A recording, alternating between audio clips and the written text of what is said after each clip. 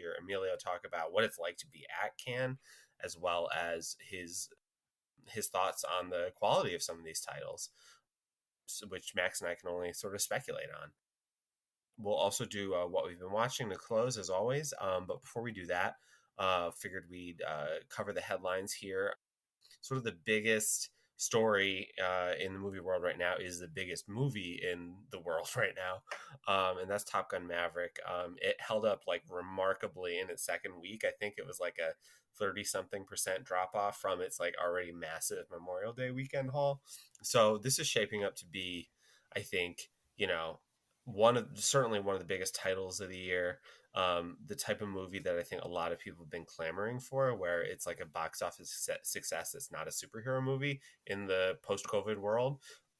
So Max, like, sort of, what are your big picture takeaways from this, and where do you think we go from here with, I guess, both Top Gun as a property and as sort of this type of movie going in filmmaking?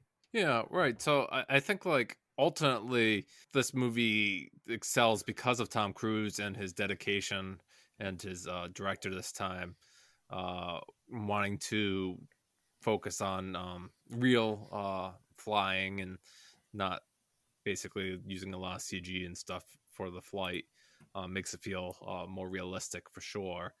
I think the other big argument is that where the Mission Impossible movies were kind of rejuvenating Tom Cruise's image in um, society at large, I think that this movie has like brought him way back. Like, I think that his image is pretty darn clean now. It not only will this fuel his success for this movie and other projects that he has, but I think even the next Mission Impossible will benefit from his improved star power from Top Gun Maverick. Emilio, I know that Top Gun Maverick did have a red carpet at Cannes.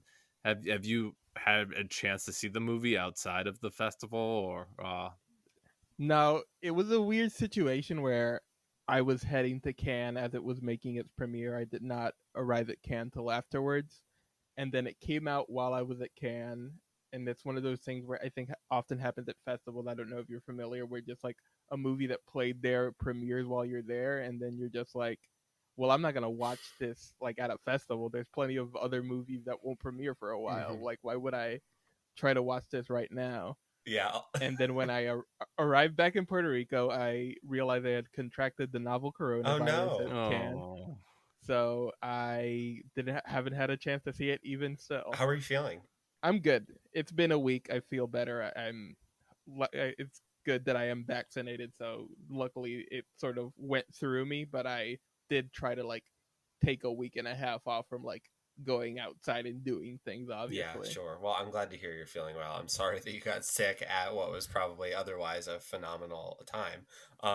But I totally know exactly what you mean. Like, where you go to a festival, and I've been to just a few, but I always find myself kind of like looking at the titles I want to see, looking at their like expected release dates, and then like trying to just fit in what is the furthest away. right, yeah, no, I've certainly done that many times. I've been to TIFF. It's like if something's coming out a week later, I'll probably pass on There's so that many one. other options at that point, right? Yeah. But yeah, I think I'm very excited by the Top Gun Maverick success. I don't know, Max, if we really talked about it, but I enjoyed the movie quite a bit. Oh, you I saw did, it. yeah. I don't think we talked about No. you seeing it. So yeah, I mean, I think probably to the surprise of very few people who are listening and kind of know my movie preferences. But yeah, I really really dug it, and I don't know if they're gonna do another one. I haven't really kept up with talk about that. I think it'd be awesome if they did. I totally understand if there's not really a creative reason to do so, but it was fun. It seems like people are really responding to it in a way that I didn't anticipate, especially since it was delayed. I mean, I understand why it was delayed so much, but just one of those. Yeah, now that you see Yeah, it. right. Yeah, you get it, but it's still one of those things where it's just like that's very rarely like even close to a good sign. So I'm glad that it's working out, and hopefully, you know, it's hard to call this movie an original movie, but it does feel that way just relative to where the market is right now. So I'm very pro its success. Yeah, 35 years removed from the original. I did end up getting to see it a second time, John. So I was impressed both times by it. Cool. Sounds great. Yeah, I'm excited to eventually check it out. Yeah. No, I mean, I don't know so much about your taste, Emilio, and we'll get into that in a little bit. But Yeah. it's one of those movies